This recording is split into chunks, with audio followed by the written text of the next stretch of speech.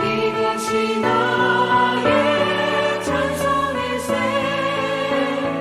나 사는 동안 끊임없이 구주를 찬송하리로다.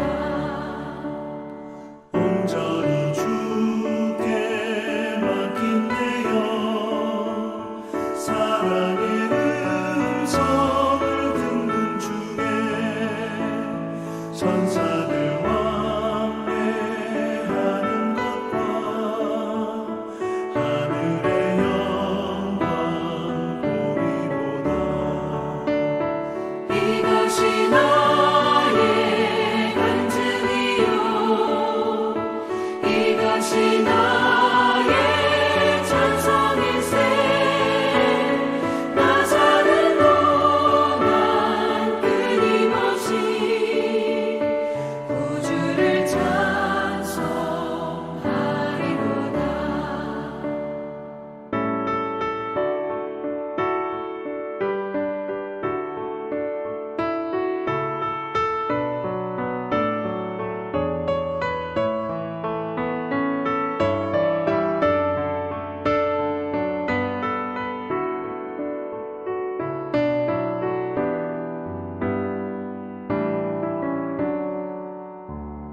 주 안에 기쁨 누림으로 마음의 풍랑이 잔잔하니 세상과 나는 간 곳 없고 구속한 주만 보이도다.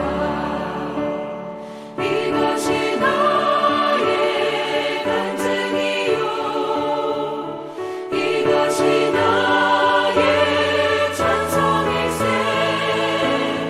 나 사는 동안 끊임없이 구주를 찬송하리로다.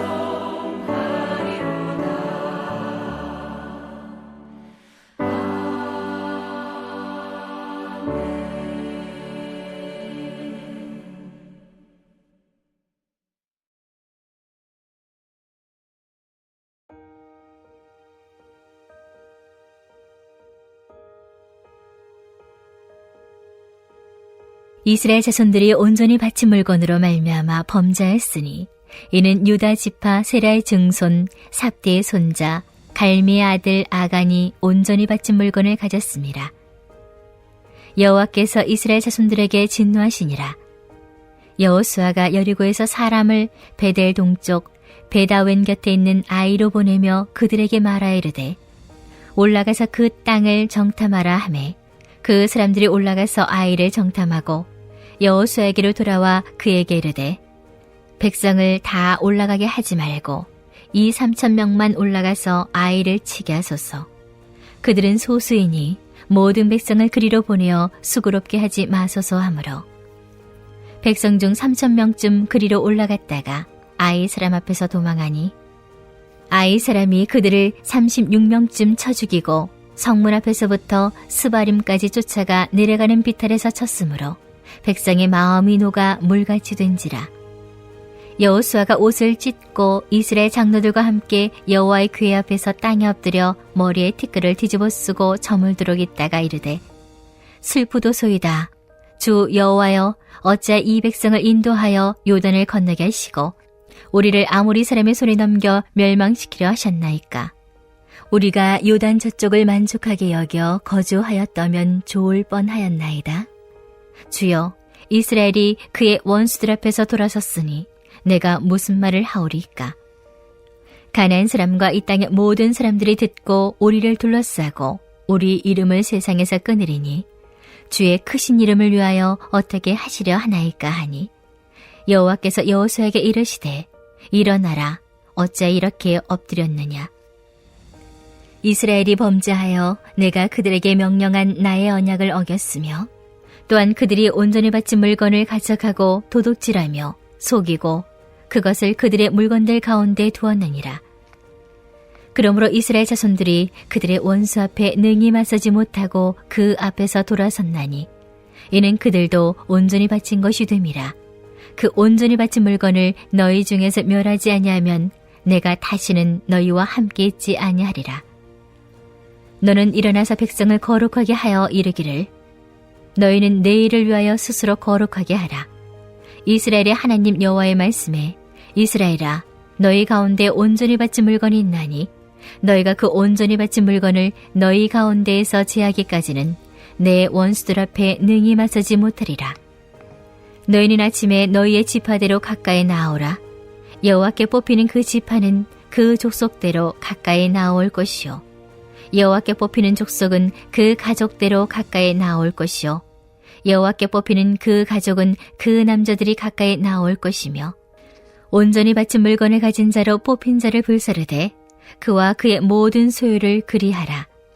이는 여호와의 언약을 어기고 이스라엘 가운데에서 망명된 일을 행하였음이라 하셨다 하라. 할렐루야. 우리와 함께 하시는 하나님을 찬양합니다. 여리고성이 무너지고 이제 아이성을 공략할 차례입니다. 그 크고 견고한 여리고성을 무너뜨린 이스라엘 백성은 그 기세가 하늘을 뚫을 만큼 높아졌습니다. 여호수아도 기대에 찬 마음으로 아이성에 정탐꾼을 보냈고 정탐꾼들은 여리고성보다 훨씬 작은 이 아이성은 대략 3,000명 정도면 공략이 가능하다라는 판단을 보고하였습니다.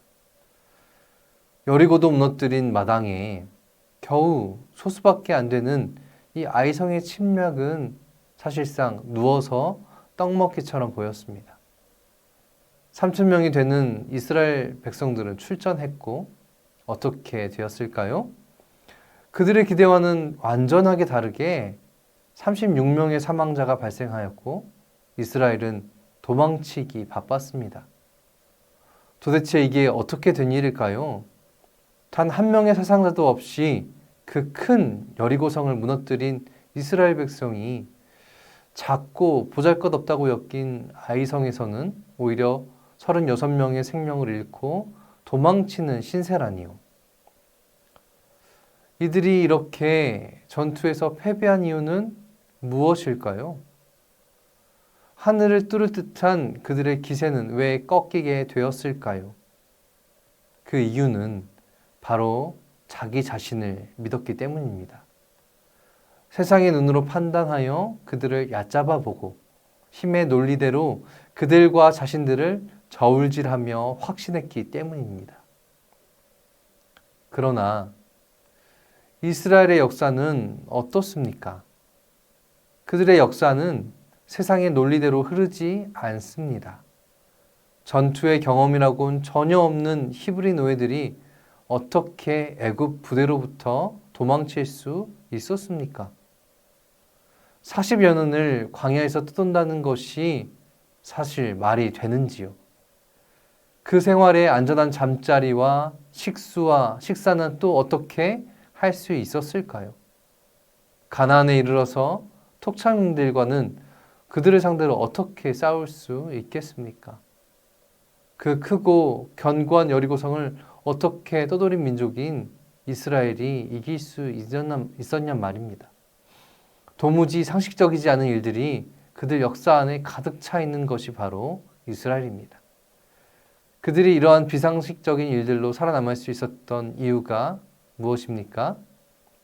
세상이 아닌 하나님을 신뢰하기 위해서였습니다. 하나님이 바로 이러한 비상식적인 일들을 통해 자신을 드러내시고 하나님을 믿게 하기 위한 것이라는 이야기입니다. 하지만 여전히 가나안에 입성한 이스라엘은 아직까지 성숙하지 못한 공동체였습니다. 여리고를 무너뜨린 것이 자신의 힘이라고 오만하여 아이성을 공략했지만 처참히 깨지게 되었습니다. 다시 한번 하나님을 신뢰할 시간이 된 것입니다. 비상식적인 것을 경험하며 하나님의 살아계심을 경험한 그들이 그래서 상식적인 세상을 격파하며 살아남았던 그들이 오히려 세상의 논리대로 세상의 상식대로 아이성을 판단했고 이제껏 이끄신 하나님이 아니라 자신들을 과신하다가 결국 패배를 당하고 말았습니다. 여호수아의 따지는 듯한 기도가 바로 그 이유가 되겠습니다. 이스라엘 중에서도 가장 믿음이 견고한 자였을 여호수아조차도 이 패배는 받아들이기가 쉽지 않았습니다. 하나님께 대하여 우리가 다 죽을 뻔했다라고 토로합니다. 그 패배의 원인을 자신들에게서 찾는 것이 아니라 오히려 하나님께 그 책임을 떠넘깁니다. 마치 애굽 사람들이 차라리 애굽 고기가마 옆에서 죽는 것이 나았겠다라고 말한 것과 같이 그렇게 하나님께 토로하지요.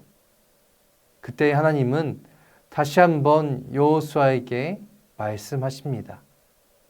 너희가 나 여호와를 신뢰하지 않고 세상의 논리대로 판단하지 않았느냐라고 말씀하시는 것이죠.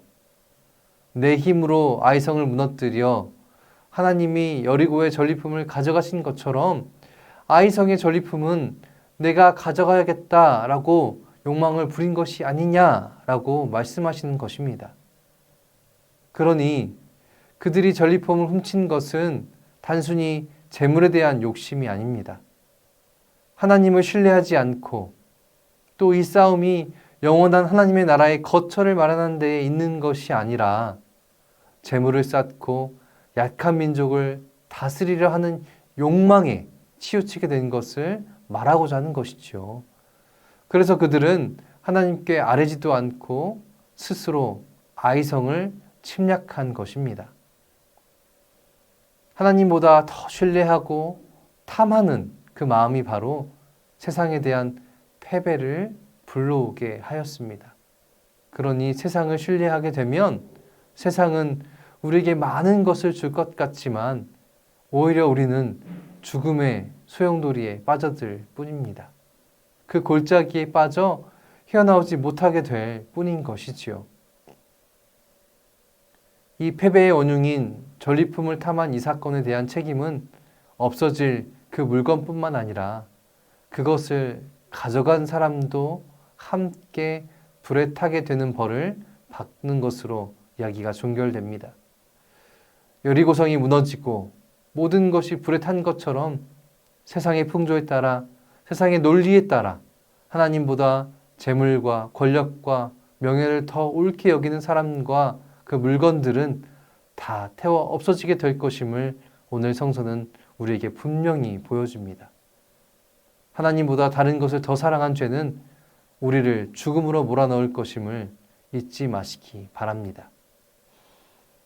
사랑하는 여러분, 혹시 하나님보다 더 사랑하는 것이 있지는 않으십니까? 세상과 하나님을 저울질하며 당연하게 세상의 상식적인 것, 부와 권력과 명예를 하나님께 대하여 구하고 있지는 않으십니까? 이를 위해 나 자신을 과신하며 내 눈에 좋을 대로 행하고 있지는 않으십니까? 하나님은 세상의 상식으로 통치하지 않으십니다. 재물과 권력과 명예가 하나님께 기쁨이 되지 않습니다. 하나님은 자신을 온전히 신뢰하는 이에게 그 뜻을 보이십니다. 여호수아도 그 자신의 잘못을 깨닫지 못했지만 하나님은 다시 한번 그 백성들에게 무엇이 옳은 것인지를 알게 하십니다. 이제는 우리에게도 마찬가지입니다. 하나님은 이 사건들을 통해 우리가 옳게 살아가길 바라십니다. 세상 가운데 우뚝 선 자가 아니라 하나님 나라 안에서 하나님을 신뢰하며 선하게 살아가기를 원하신다는 것입니다. 그 삶이 하나님을 신뢰하는 데에서부터 시작하는 것임을 잊지 마시고 하나님을 신뢰하여 하나님 보시기에 아름다운 삶으로 살아내는 진정한 참 그리스도인의 삶을 살아내는 저와 여러분이 되기를 주님의 이름으로 축원합니다. 이 시간 함께 기도하실 텐데요. 첫 번째는 말씀을 기억하며 기도하겠습니다. 하나님은 우리가 선하고 옳게 살기를 바라십니다. 세상의 상식이 더욱 매력적이고 옳게 보이지만 하나님은 우리에게 가장 적합하고 알맞은 비상식으로 우리에게 다가오십니다. 우리가 내 기준과 내 뜻을 맹신하지 않고 하나님의 뜻과 계획을 신뢰하며 옳고 완전한 길로 걸어가는 것, 우리는 그것을 함께 위해서 소망하며 기도하면 좋겠습니다. 두 번째는 새성전 건축이 바르게 지어져 가고 있습니다. 우리 모든 성도가 한 마음으로 기도하며 함께 나아가는 공동체가 되어 새 부대에 들어갈 새 포도주가 되게 하여 주시고 건축의 모든 일정에 차질이 없도록 인도해 주시며 특히나 건축을 위한 재정에 어려움이 없도록 인도해 주시길 소망합니다. 우리 두 가지의 기도 제목 가지고 함께 기도하겠습니다.